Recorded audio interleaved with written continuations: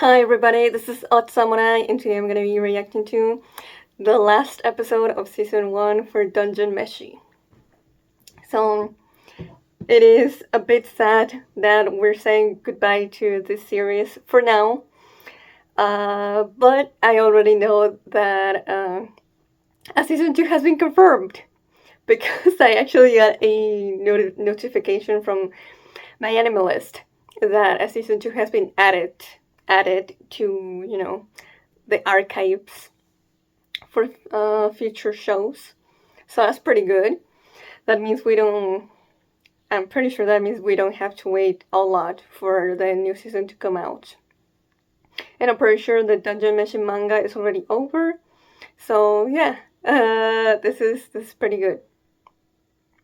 Yeah, so I've been enjoying the series quite a bit.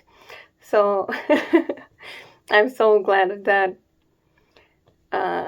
yeah, this isn't a goodbye that we're not sure if we're ever going to see these characters again. Triggers seems to, uh, at least for now, be focused on giving us a full adaptation. But I'm not sure if that's guaranteed. So last episode, we had pretty much all of Senshi's backstory, and it was basically like the well, they all thought that a griffin was killing and eating his dwarf's companions one by one. And then, as they kept dying off, there were only 3 of them, which was Senshin and the other 2 that I can't remember the name of. But the one with the white beard really, and I mean really, resented Senshi getting all the food. But the other one was like, no, he's the youngest, he should get all the food. We gotta take care of the new generation. But the other one was just the starvation and I guess isolation and just being trapped there was really getting to him. So one time he choked Senshi because he thought he was hiding food. And then the other one got him outside of that room they were in. And it kind of looked, well, no, it really looked like the one with the black beard killed the other one. And then because there was no other food that they could find, it seemed like he killed him and then made him a soup. Like literally, you know. And then gave it to Senshi, which is pretty dark. But then once he finished telling that story to the party, Laios was like, no, but wait a minute. That might not actually be the case. We just have to eat the griffin, and then if it is the same taste from that soup, then that means it wasn't your fellow dwarf that you ate. So he did that, and Senshi was like, no, it's not the same taste. And then it turned out that the griffin was actually a hippogriff at first. So then they turned it back to that, and now they made a soup with that. And then Senshi was like, yes, this is it. I've been waiting to taste this flavor again. Obviously born from the realization that it wasn't actually dwarf meat. And just, you could tell he was so grateful to the people around him for finally getting rid of that suspicion and that possibility in his mind for good. And that was just really sweet. And also him just feeling very blessed for his fellow dwarf that took care of him until he managed to get out of that room they were in, and he found the orcs, and the orcs taught him how to actually hunt and cook monster meat. So yeah, really great stuff with that. Then we had the party just turn into different races that they're not. So Marcel turned into a half-foot, Laius turned into a dwarf, Senshi turned into an elf, which was hilarious. Um, Shilchuk turned into a Tolman, and Isusumi, I think. Man, I don't remember what she turned to, but basically like a full beast. So they were like pretty surprised, but then they figured out what happened because they stepped on the mushrooms that they turned the griffin food into a hippogriff. So yeah, they were unsure whether to go on or try to find the mushrooms again because they had moved. But they found the door, the big ass door, where it leads to the lunatic magician, I think. There were some gargoyles there that tried to fight them, but they're not uh, fit to fight in the bodies that they're in right now. Marcel's magic just doesn't, like, it does work, but it gives her a lot of mana sickness. Laius gets really tired really quick, and so on. So, yeah, we're just gonna have to keep going, but then try to avoid fighting for now. So that's where we're at. Okay, let me stop yapping and let's get started with this last episode of season 1. In 5, 4, 3, 2, 1, go. Oh, Netflix logo? A Netflix series. And now we get the opening. Weird. In most of the episodes, I just had, I didn't have that. But okay. Oh, oh, oh.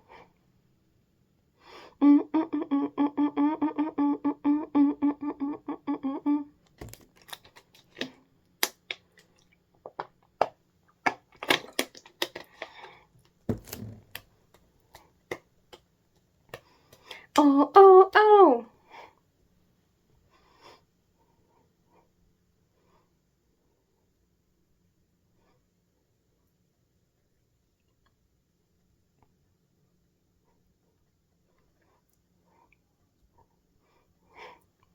Oh, man,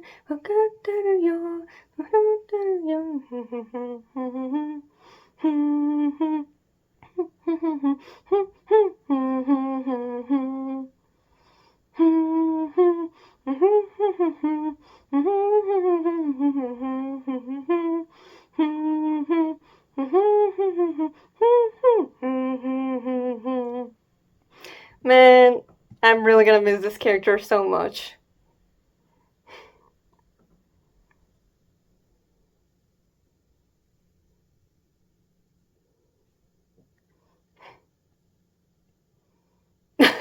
Senshi. Oh, he's wearing Marcel's clothes, right, because they fit his current body more.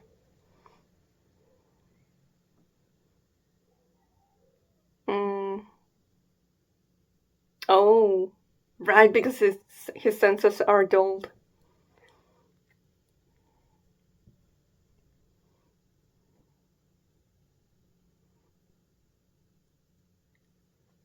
Uh. Hmm.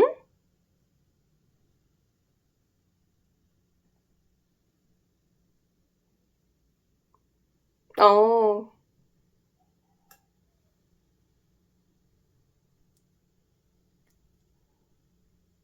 I see. I see.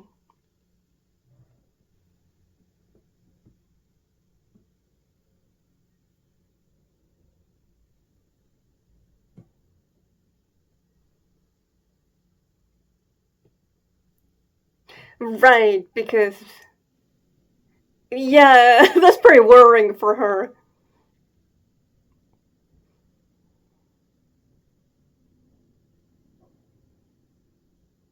Wrinkle seal? No! Why wouldn't you ask?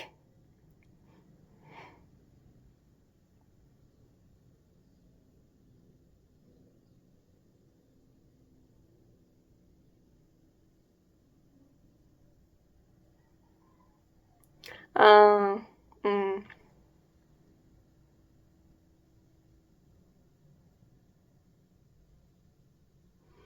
mm. Like, what kind of side effects?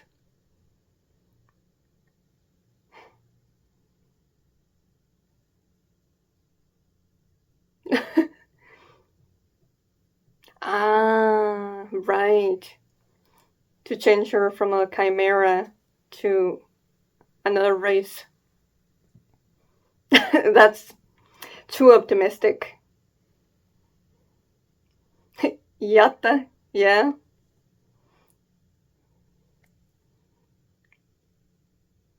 Money.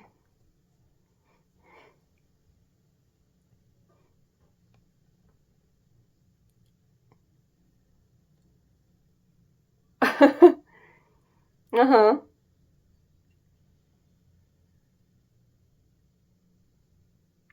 Man, he's really thought about this a lot more than I expected.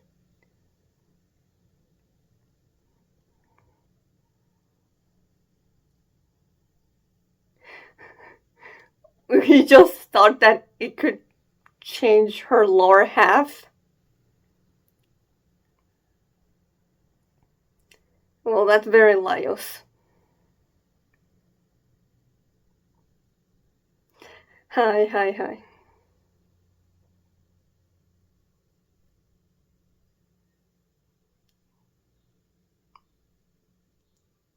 Oh. Oh, from which direction is it coming from? Oh shit! You guys gotta run.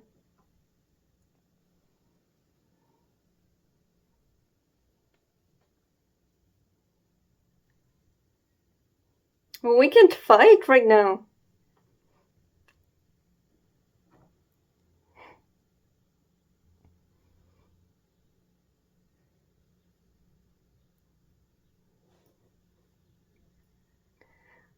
Uh, wha- oh no.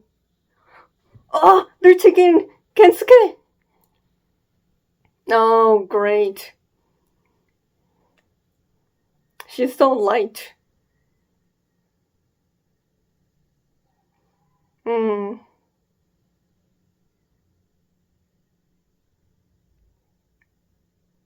Wha- Oh? What? A smoke came from the ground?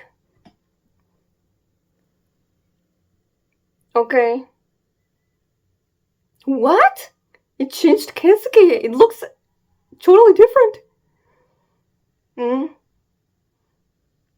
Oh, it's from the mushrooms. Yeah, yeah, yeah. It must be below the ground.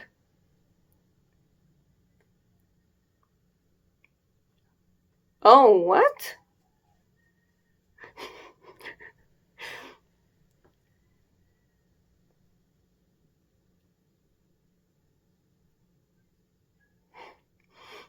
No, no, no. I think it might work. Have the gargoyles. Yeah, yeah,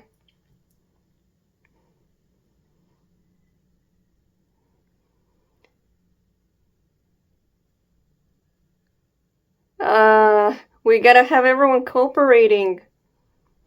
Oh no. Ooh. Oh, that was too close.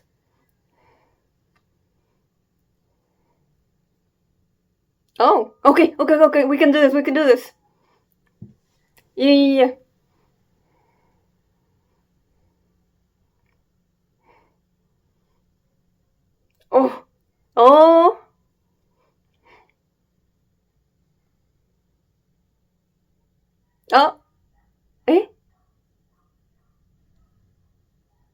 Okay, that works for us. Ooh, okay.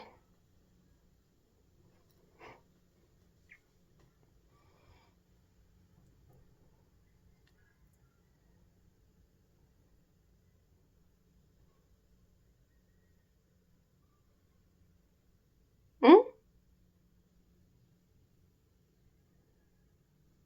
What? Eh? Oh, because they can carry her? Yeah. Oh, the art looked really sharp there. Interesting animation style.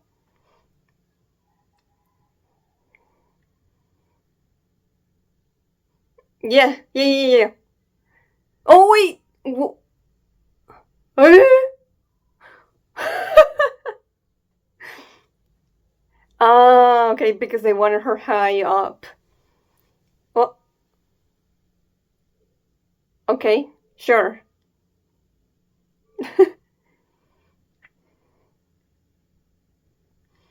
Also, can we change back Kensuke? Wash? Yeah, it's a gargoyle anyway. It's made of stone.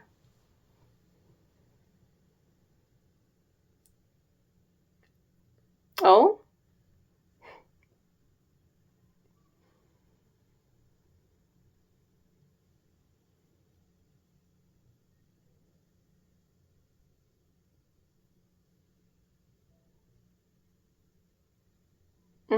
Not sure I get it.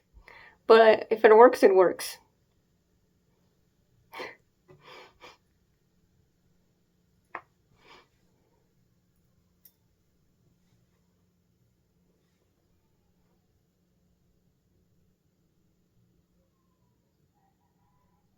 No, I thought we had to make it go through a circle again.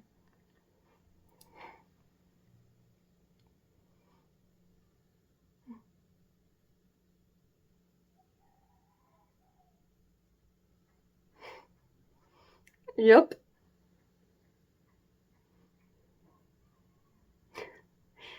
The freaking flower petals.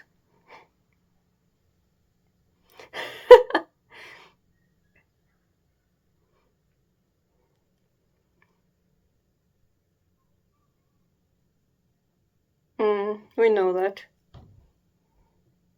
Ah, yeah, expected.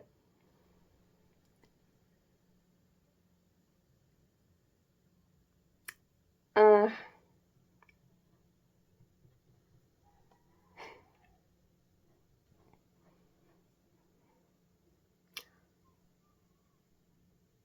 uh, I mean, everything can change.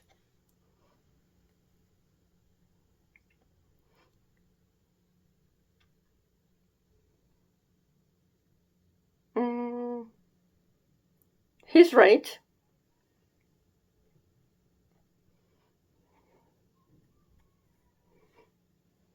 Oh, so colorful.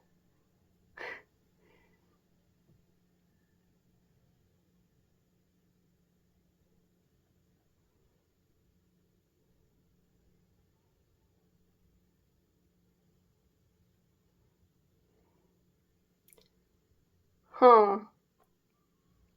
That's kind of fun. Don't worry about it. Oh, they're all back?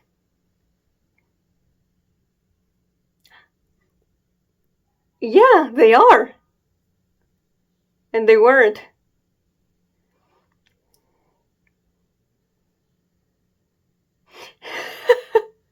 They don't have. Okay. They're. That was kind of mean.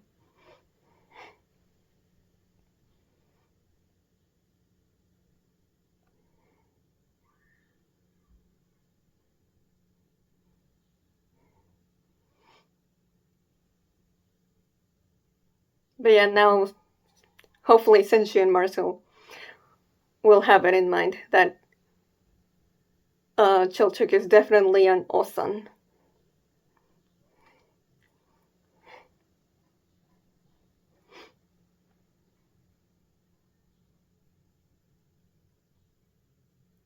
Why are you hiding it? Do it. Uh,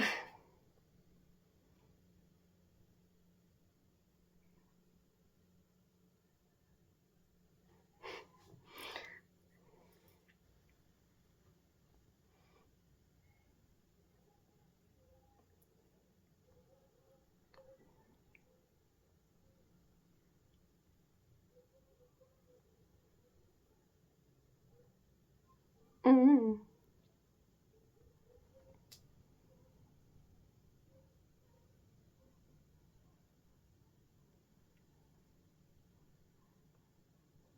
Oh,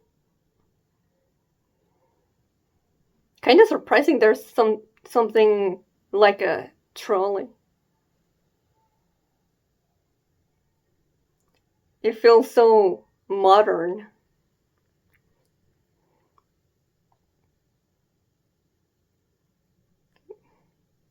We've never seen something so industrial.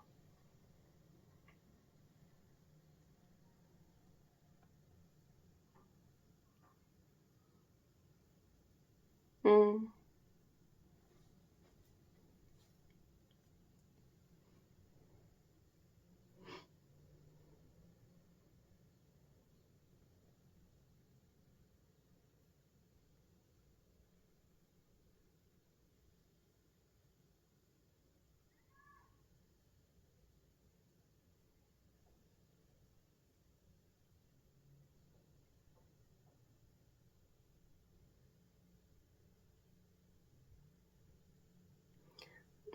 Good question.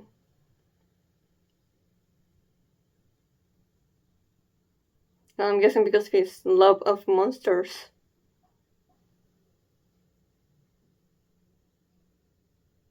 Mm. There's on which army? Mm.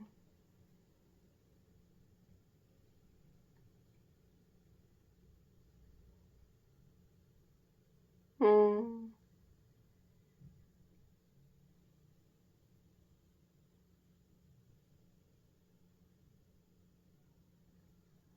Oh.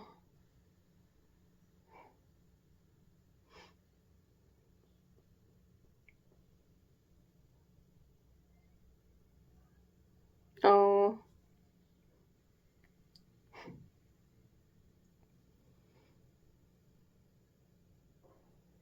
And then just slowly started making connections. I really like the music here. Yeah. Mm? Well, she wanted to go.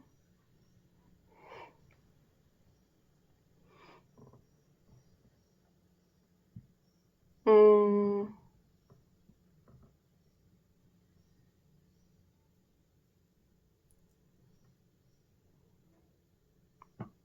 Mm.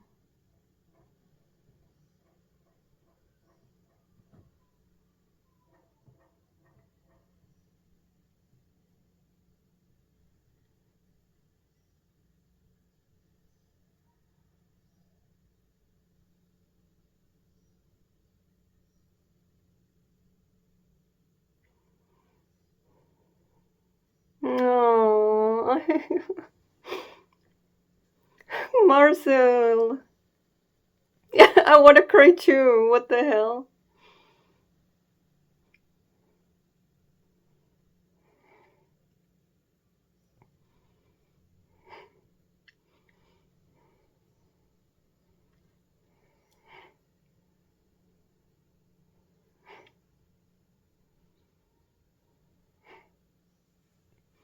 Man, I didn't expect to explore Fallen's loneliness from Laia's perspective, and Marcel. I hope so too. Oh man, that actually got me. What? Oh yeah, yeah, yeah.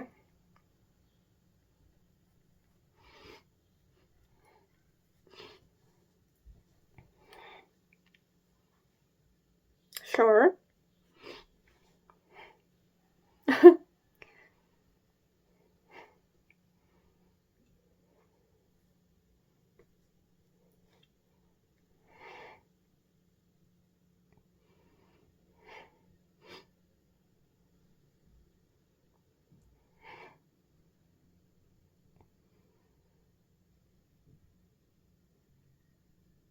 um.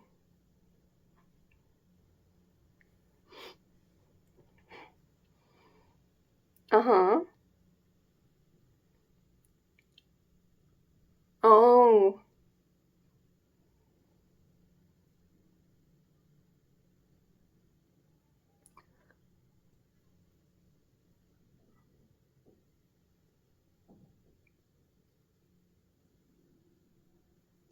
Okay.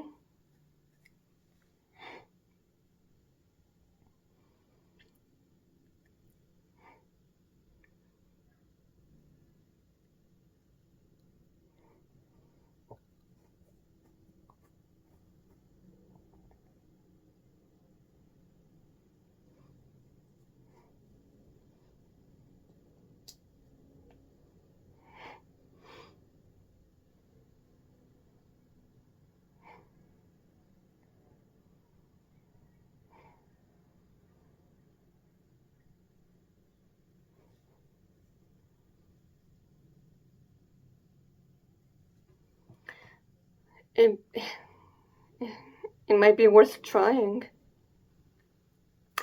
That's what worries him.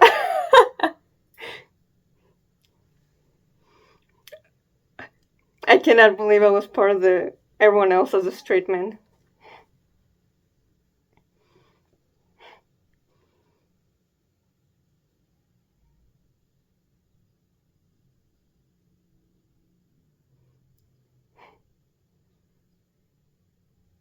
Well, we need more people.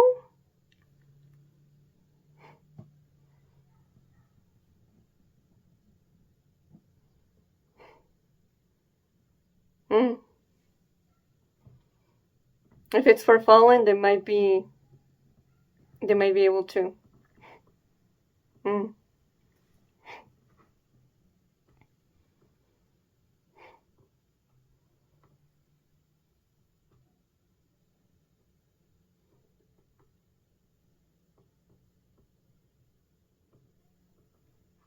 Mm.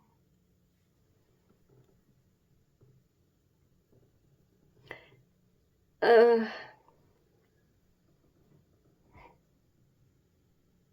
yeah, it's pretty long.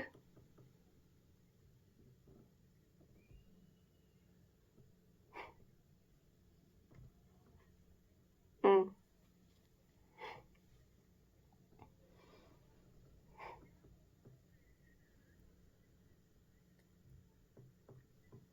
Okay.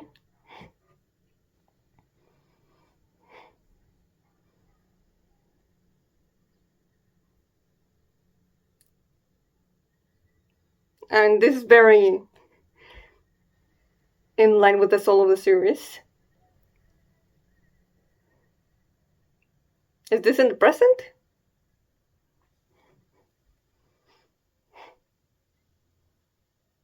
Mm.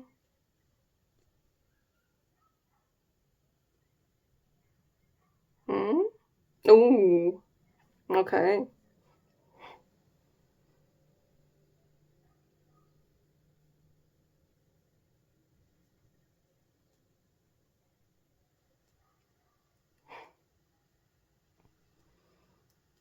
The expressions there seemed very Fallen.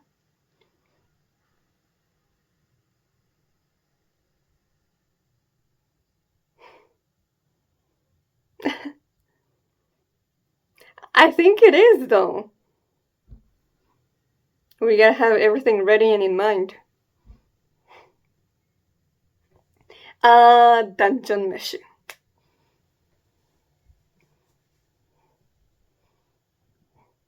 That's so good. Dungeon Meshi. To be continued. Very, very glad. 今まで暮らす距離だって好きた魔法よしっかりしてよねすりのない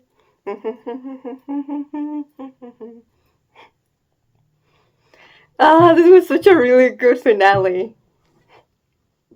しっかりしてよふらふらの年を気を蹴っ飛ばした現実のビュータの羅針盤化粧な匂い化粧な匂いがして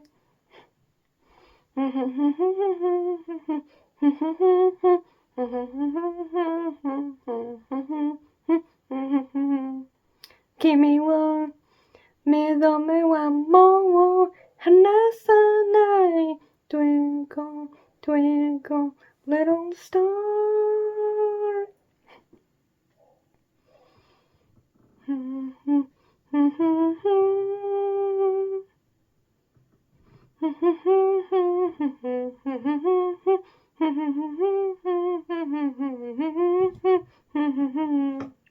君は目覚めはもう離さないよ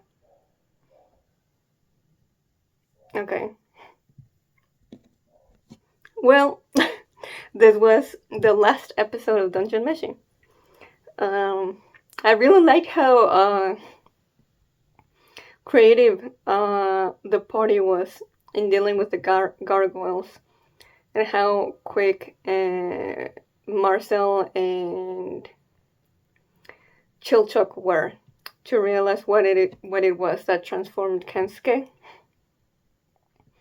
and how just they were very smart to figure out how to apply it in battle. It's small things like that really remind you that it's not well, they are lucky, but it's not mainly luck. The reason that they've gotten this far into the dungeon is because of their genuine experience and skills, as well as Laios's knowledge on monsters. But yeah, that sequence was quite fun. And the conversation with Chilchuk about how, the age that they had. Like, for example, Marcel, as an elf, she would then have the equivalent of that age as a half-foot. And, well, that means that if they stayed like that, she would be the one to die first. So that would be very disadvantageous.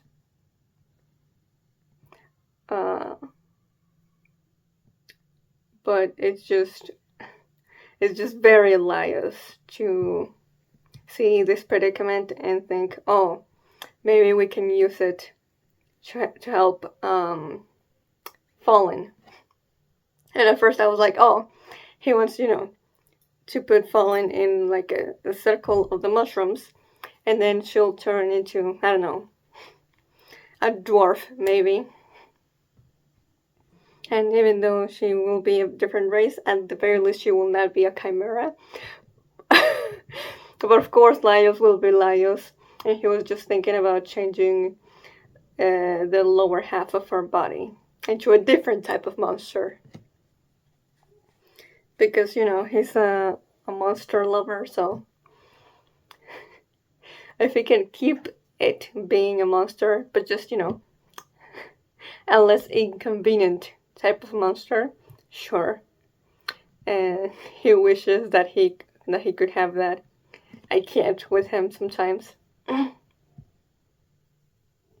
But yeah, then we get out of that because they figure out uh, that it's temporary, and they can use it in the gargoyles with gargoyles more easily because they're non-living uh, creatures, and they can move and stuff. And similarly, they have like sentient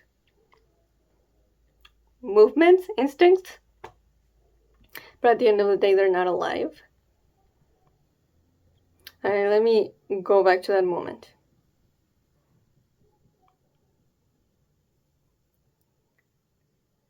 They become new changelings. I'm not sure I get it. Hopefully, one of you will uh, explain it better why water, or maybe they don't explain it, why water helps speed up the process of turning you back to what you were. Uh, oh yeah, and Kensuke got changed, so Laios wanted to keep it like that, but uh, and Marcel didn't let him, which is yeah. Let's not. We don't know if something bad might happen if he does that. But yeah, then we get into they straight up call it a trolley, I think. And Senshi, I'm so glad that someone asked because I think also it's very indicative of how Senshi is now uh, more comfortable with speaking to the others about their pasts and about their motivation to do certain things. But I'm also curious about Marcel as well. But yeah, we get basically we don't get an actual flashback, it's just Laios telling his story, and then we see visuals accompanying it. Like he just says that he got sick of his village, and I guess like we don't see much of it, but I can understand it with just a little bit of it we saw in like I think it was Core 1 when they're fighting the dragon. He gets a flashback to Falling for the first time, or not for the first time, but just showing off her abilities to deal with ghosts, and then the people around her just seeing it as creepy, not wanting to be associated with her. So just by that alone, yeah, I would understand Laios not really wanting to be around those kinds of people. But at the same time, it's like yeah, of course he was a teenager, but like considering how we've shown time and time and again, and even here too, how much Laios cares about Fallen. I'm just surprised that he left on his own. Like I would have imagined that Fallen would have 100% said yes, take me with you if he said anything to her. But I'm guessing he just one day he just left. So no wonder that when he turned up at her magic school, like she did not waste a second, and she was like, "Yes, let's go." I'm guessing she missed him so much, but also I don't know. It's also like maybe some abandonment issues there. Like the moment that she saw him, she was like maybe really scared that he would leave and then she would never see him again. Like I don't know. I feel like there's definitely something here that uh, like they already really care for each other, but I feel like Laios leaving really impacted Fallen, and that's why she's so self-sacrificial for him. And then because she's like that, then Laios also goes to those extremes as well. It was because of this period of time that they were away from each other, I feel like. But yeah, then they became adventurers. Well, first they were just escorting people around the dungeon. And then they became like actual full-time adventurers. But obviously this is just Laios' perspective. We don't... Hopefully we'll get Fallens eventually. But yeah, this is still really interesting. I've gotten used to it, but I'm still like, yeah. We keep characterizing her with flashbacks still, which I don't mind. Obviously, that's how the mangaka chose to do her character, and I feel like it's definitely gonna pay off. Hopefully, when we get her back, it'll be permanently. But I feel like it'll definitely come with some costs. I don't think anyone in the party will die permanently, but it'll come with some costs. But yeah, oh man, when Laya said, like, from the moment I left until she found Marcel, she had meals all by herself all that time. Like, oh, that really pulled at my heartstrings. Especially seeing Marcel hearing that and just seeing her emotional reaction to that. Whew, yeah, man. Both Laios' dynamic with Fallen and Marcel's dynamic with Fallen. They're like... they might be the best. Well, they're really up there for me in the series. Because the dynamic between everyone...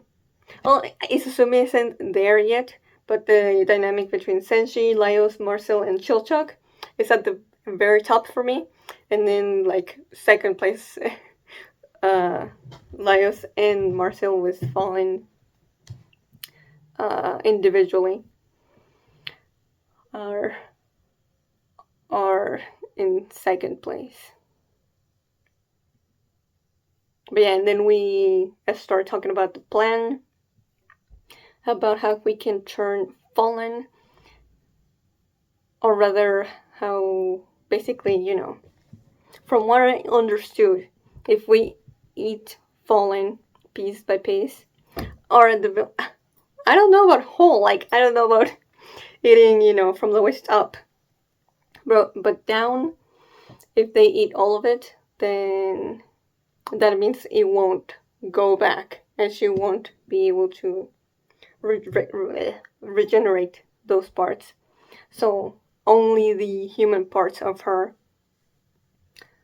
will stay, and then they can maybe, like, try to use magic, not necessarily to revive, but to regenerate what's missing.